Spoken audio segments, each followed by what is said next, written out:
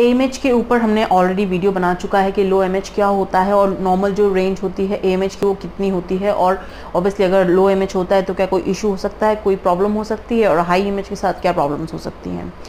तो उसमें हमने ऑलरेडी वीडियो बना चुका है, प्लीज़ एक बार जाके देखिएगा। आज हम लोग डिस्कस करने वाले हैं अगर लो AMH है तो उसका किस तरीके से ट्रीटमेंट करें, होम रेमेडीज़ क्या होती हैं अगर लो AMH है, ऐसे कौन सब्सटेंसेज है जिसको हम हमारी डाइट में शामिल कर सकते हैं जिससे हमारा जो AMH लेवल है काफ़ी हद तक कंट्रोल हो सकता है, और कौन से तरीके होते हैं जिससे अपना लो AMH कंट्रोल कर सकते हैं। तो वेलकम है आप सभी का अपने ओन यूट्यूब चैनल पे जिसका नाम है stay pain free and healthy, और मैं हूं डॉक्टर ज्योति। आज हम लोग डिस्कस करेंगे रिगार्डिंग लो AMH का जो ट्रीटमेंट होता है वो किस तरीके से हम लोग कर सकते हैं। ठीक है, सबसे पहले बात करेंगे लो AMH के ऊपर। हम लोगों ने ऑलरेडी वीडियो बना चुका है, एक बार जाके देख लेना, फिर भी थोड़ा सा डिस्कस कर लेते हैं। लो AMH मींस आपका जो मुलेरियन हार्मोन है, एंटी मुलेरियन हार्मोन, वो कम है। ठीक है, अब नॉर्मल रेंज में तो 1 से 4 के बीच में होना चाहिए, बट 1 से कम है अगर, दैट मीन्स कि आपको जो AMH है वो लो है, और 4 से ज़्यादा है, 3 से थोड़ा 3.5 के आसपास 4 के राउंड पहुँचा, दैट मीन्स कि आपका AMH लेवल हाई है। बट लो AMH अगर आपका AMH लो है दैट मीन्स कि आप इनफर्टाइल हैं, आप फर्टिलिटी नहीं है आपके अंदर, और आप क्या बोलते हैं कंसीव नहीं कर सकते हैं, तो ऐसा बिल्कुल भी नहीं है। लो AMH डजंट मीन कि आप इनफर्टाइल हैं, बिकॉज क्या होता है लो AMH मतलब आपके जो ओवेरियन रिजर्व है वो कम है, दैट मीन्स कि आपके जो मैच्योर एग्स हैं, जो एग की क्वालिटी अच्छे वाले जो एग्स हैं वो रिलीज़ नहीं हो रहे हैं। इसका मतलब ये थोड़ी है कि आप इनफर्टाइल हैं, आप आराम से माँ बन सकते हैं, कोई इशू नहीं है, बट आपके जो एग की क्वालिटी डिक्रीज हो जाती है और जो क्वांटिटी डिक्रीज होने लगती है, दैट मीन्स कि आपका लो AMH है। तो उस ऑब्वियसली एक ही एग रिलीज होता है, बट जो आपका एग की क्वालिटी डिक्रीज होती रहती है, इसलिए सजेस्ट करता है कि आपकी जो फर्टिलिटी कंपोनेंट है वो थोड़ा सा डिक्रीज होता जा रहा है। इसका मतलब ये बिल्कुल भी नहीं है कि आप इनफर्टाइल हैं, आप आराम से माँ बन सकते हैं, कोई ऐसा इशू नहीं है। बट लो AMH को हम लोग बहुत ज़्यादा गड़बड़ी करते हैं कि लो AMH को हम लोग इनफर्टिलिटी से जोड़ लेते हैं, तो ऐसा बिल्कुल नहीं होता है। लो AMH का मतलब है आपकी एग की क्वालिटी अच्छे से नहीं रिलीज हो रही, मैच्योर एग रिलीज नहीं हो रहे हैं। ठीक है, तो लो AMH का मतलब ऐसा मत समझिए कि आप इनफर्टाइल हैं, आप आराम से तरीके से ट्रीटमेंट लेके आप कंसीव कर सकते हैं। अब हाई AMH की बात करेंगे, दैट मीन्स कि आपके अंदर बहुत अच्छे फर्टिलिटी है, आपके अंदर बहुत अच्छे से एग्स की क्वालिटी बन रही है, फॉलिकल ज़्यादा बन रहे हैं और आप अच्छे से आराम से कंसीव कर सकते हैं, तो ऐसा बिल्कुल भी नहीं है। बिकॉज ऑब्वियसली माँ बनने के लिए एक ही एग की आवश्यकता होती है, कभी कभी 2 सिंगल जो ट्रिपलेट्स उसमें वेरी करता है, बट नॉर्मली एक ही एग रिलीज होता है। ठीक है, तो अगर आपका AMH लेवल हाई है दैट मीन्स कि आपको खुश होना चाहिए, आपकी बहुत फर्टिलिटी है, ऐसा नहीं होता है, बिकॉज हमको एक ही एग की आवश्यकता होती है।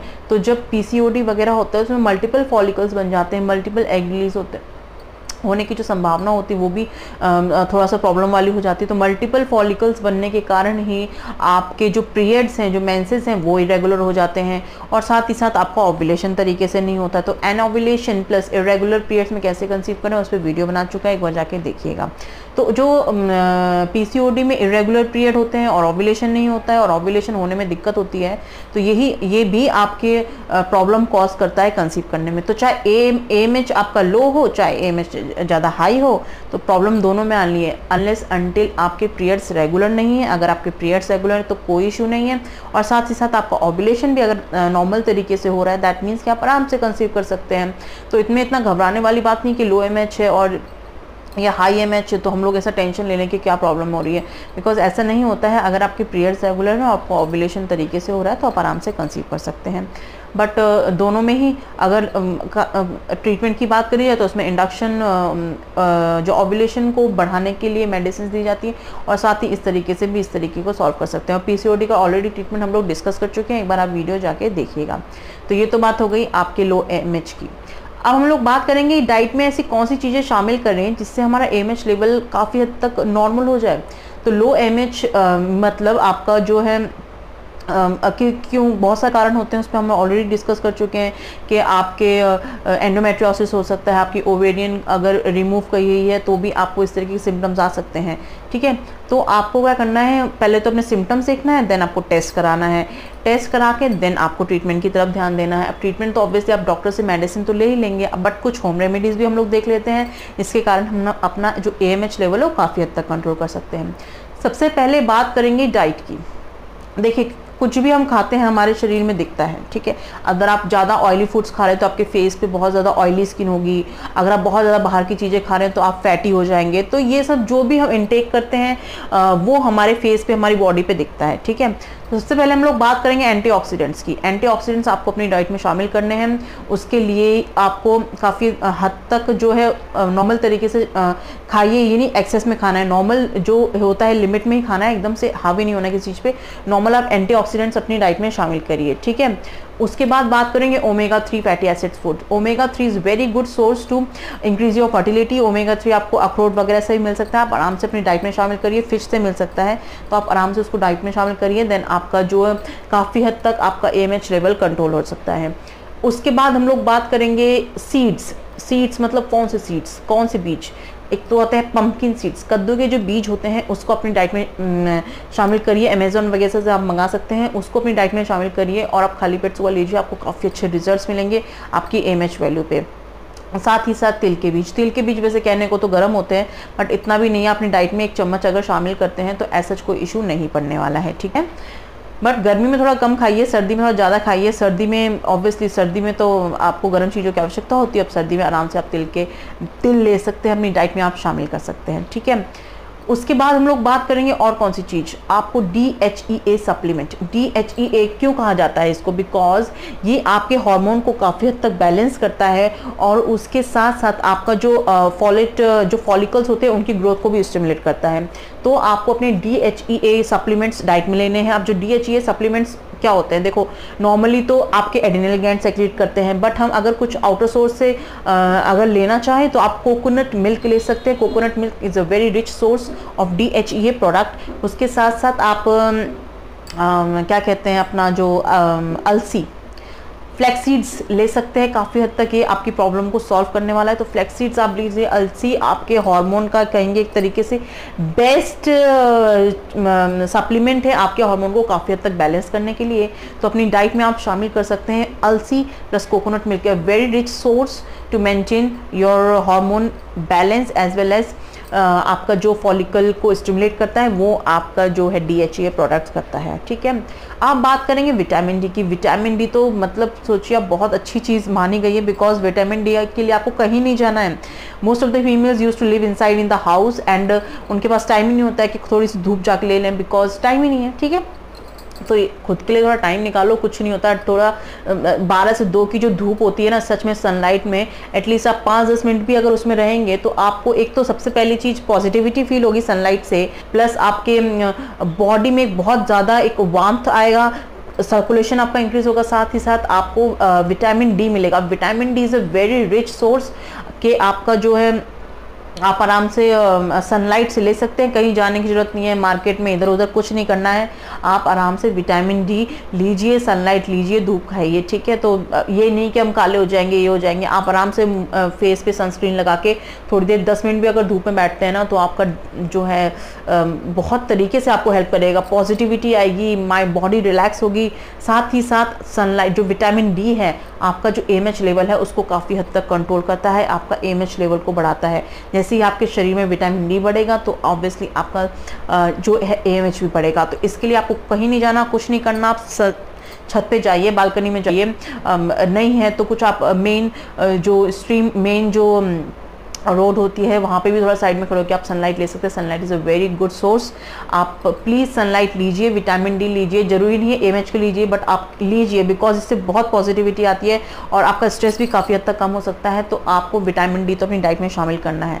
चलिए आप धूप नहीं ले पा रहे हैं, देन आप सप्लीमेंट्स ले सकते हैं। विटामिन डी के काफ़ी हद तक सप्लीमेंट्स आते हैं, वो आप ट्राई करिए, बट विटामिन डी बहुत ज़रूरी है। आपके बॉडी पेन भी हो रहा है, बोनी पेन हो रहा है, तो आप आराम से विटामिन डी लीजिए, बट लीजिए ज़रूर, ठीक है।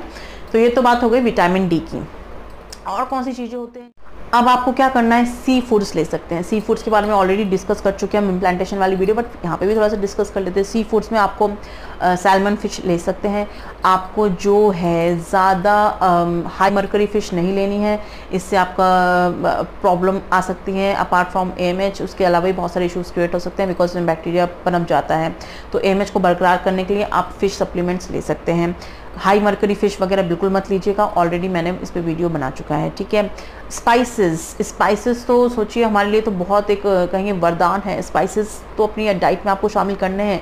सबसे पहले बात करेंगे हल्दी तो एंटीऑक्सीडेंट के साथ साथ एंटी इन्फ्लेमेटरी भी है। हल्दी को आप कहीं चोट पे लगाएं तो ऑब्वियसली हील हो जाता है, बट हल्दी आपके AMH लेवल को भी काफ़ी हद तक कंट्रोल कर सकता है, तो आपको हल्दी अपनी डाइट में शामिल करनी है। साथ ही अदरक तो कफ और कोल्ड के लिए तो रामबाण साबित है, ठीक है, बट आप अदरक अपनी डाइट में शामिल करिए, वो भी आपके AMH लेवल को काफ़ी हद तक बरकरार करता है, नॉर्मल करके रखता है, ठीक है। उसके बाद हम बात करेंगे फिश ऑयल की। अब बात हो ही रही है फिश ऑयल की, तो ऑब्वियसली फिश ऑयल क्या बोलते हैं, बहुत तरीके के सप्लीमेंट्स मिलते हैं फिश ऑयल को लेकर। कॉड लिवर ऑयल की छोटी छोटी बॉटल में आपने देखिए छोटे छोटे बॉल्स टाइप मेडिसिन मिलती है, वो आप ले सकते हैं। बट एक मिनट, अगर आप प्रेग्नेंट है तो आपको नहीं लेना है, बिकॉज इसमें हाई मर्करी हो सकता है, तो आपको प्रॉब्लम कॉज कर सकता है। बट अगर आप प्रेग्नेंट नहीं है, still you are having a low AMH, तो यू कैन यूज़ अपना AMH को नॉर्मल करने के लिए, ठीक है। तो आप जो है फिश ऑयल ले सकते हैं, फिश ऑयल के सप्लीमेंट्स ले सकते हैं। उसके बाद हम लोग बात करेंगे, अब हमारे ज़रूरी है फर्टिलिटी मसाज लेना। फर्टिलिटी मसाज पे ऑलरेडी वीडियो बना चुका है। फर्टिलिटी मसाज आपके जो लोअर एब्डोमिनल एरिया है वहाँ के सर्कुलेशन को बढ़ाता है, आपके पेन को काफ़ी हद तक कम करता है, प्लस आपका जो ब्लड सर्कुलेशन हैम्पर हो रहा है, फैलोपियन ट्यूब ब्लॉकेज हो गया या कोई किसी तरीके का कोई इशू है, तो वहाँ पे आप फर्टिलिटी मसाज करके आपका जो है AMH को काफ़ी हद तक कंट्रोल कर सकते हैं। बिकॉज AMH ऑब्वियसली आपके फॉलिकल्स से ही रिलीज़ हो रहा है, तो फॉलिकल्स को अगर आप स्टिमुलेट करेंगे तो फॉलिकल्स काफ़ी हद तक जो आपका ओवरीज है, ओवरीज से फॉलिकल्स काफ़ी हद तक रिलीज़ करेंगे, ठीक है। तो ओवरीज को स्टिमुलेट करने के लिए हम लोग को फर्टिलिटी मसाज देना बहुत ज़्यादा ज़रूरी है। तो फर्टिलिटी मसाज बहुत अच्छे से करिए। अगर आपका पहले किसी तरह का कोई ऑपरेशन हो रहा है तो आपको वहाँ पे नहीं, आपको मसाज मालिश नहीं करवाना है, और वो भी आप किसी प्रैक्टिशनर से कराइए रादर देन आप खुद करने लग जाएँ। उसकी भी अलग टेक्निक्स होती हैं, वो अगर आप चाहते हैं तो I will make a video on it, fertility massage पे, ठीक है। फर्टिलिटी मसाज आप कैस्टर ऑयल को यूज़ करके कर सकते हैं, उससे भी आपके काफ़ी हद तक रिजल्ट जो हैं बहुत अच्छे आते हैं और आपके लिए काफ़ी ज़्यादा बेनिफिशियल रह सकता है, ठीक है। तो ये बात हो गई फर्टिलिटी मसाज की। तो ये कुछ तरीके होते हैं जिससे हम लोग अपना जो है AMH को काफ़ी हद तक कंट्रोल कर सकते हैं। अब जो हमारे शरीर पे काफ़ी हद तक चीज़ें हमारे ऊपर इम्पोज होती हैं, हमारे ऊपर इम्पैक्ट डालती हैं, उसमें सबसे पहले आता है स्ट्रेस। स्ट्रेस को नो करिए। अगर आप स्ट्रेस लेंगे तो ऑब्वियसली आपकी फर्टिलिटी और इनफर्टिलिटी दोनों इफेक्ट होते हैं। अगर आप स्ट्रेस ज़्यादा ले रहे हैं तो आपकी जो फर्टिलिटी और इनफर्टिलिटी में कन्वर्ट हो सकती है, इसलिए आप स्ट्रेस पे वीडियो बनाए, आप एक बार जाके देखिएगा। योगा करना है आपको, योगा में आपको नॉर्मल कुछ पोजेस होते हैं वो आप यूज़ कर सकते हैं, साथ ही साथ आप ब्रीदिंग टेक्निक्स कर सकते हैं। ब्रीदिंग टेक्निक्स में बहुत सारे तरीके के diaphragmatic breathing, abdominal breathing, clavicular breathing, ये सब आप यूज़ कर सकते हैं। इससे आपका जो है काफ़ी हद तक रिलैक्सेशन टेक्निक्स होती हैं, इससे आपको काफ़ी हद तक रिलैक्स मिल सकता है स्ट्रेस में, ठीक है।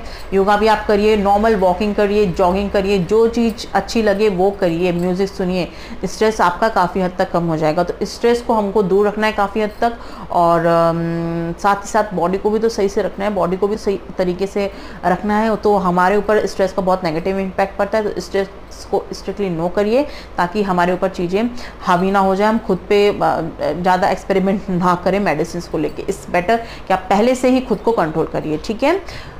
उसके साथ साथ इतनी ही चीज़ें होती हैं AMH के लिए। तो AMH अगर लो है आपका, दैट डजंट मीन आप ये मत सोचिए कि आप इनफर्टाइल हैं, आराम से बेबी कंसीव करके डिलीवर कर सकते हैं, ऐसा कोई इशू नहीं होता है। थोड़ा बहुत ओव्यूलेशन गड़बड़ा जाता है, उसके लिए आप ओव्यूलेशन इंडक्शन मेडिसिन ले सकते हैं। अगर आपको लग रहा है आपका लो AMH होता जा रहा है तो आप एग प्रिजर्व कर रख सकते हैं, और आप IVF के लिए ट्राई कर सकते हैं। तो IVF पे भी वीडियो बनाए, एक बार जाके देखना। अगर पसंद आएगा तो प्लीज़ लाइक ज़रूर कर देना। होप आप सभी को जो ये वीडियो है पसंद आया है, समझ आया है, इन्फॉर्मेटिव लगा है। इन्फॉर्मेटिव लगना बहुत ज़रूरी है, बिकॉज अगर इन्फॉर्मेशन इतनी सी भी मिलती है ना पूरी वीडियो से, तो बहुत हेल्दी होता है खुद के लिए भी, और खुद हम लोग अवेयर होते हैं अपने शरीर के लिए, ठीक है।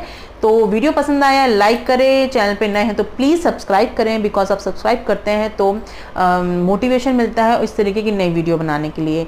तो आज मैं जिनका नाम शाउट आउट करूंगी, जिन्होंने ये वीडियो बनाने के लिए कहा है, उनका नाम है स्मृति ने ये वीडियो बनाने के लिए कहा था। होप आपको इसका आंसर मिल गया होगा। नेक्स्ट अगर आप चाहते हैं आपका नाम शाउट आउट हो in my video, just kindly comment me in my comment box and then I will shout out your name in my video, ठीक है। नेक्स्ट वीडियो जल्दी आएगा। Till then take care of your self. Thank you very much for watching. This is Dr. Jyoti.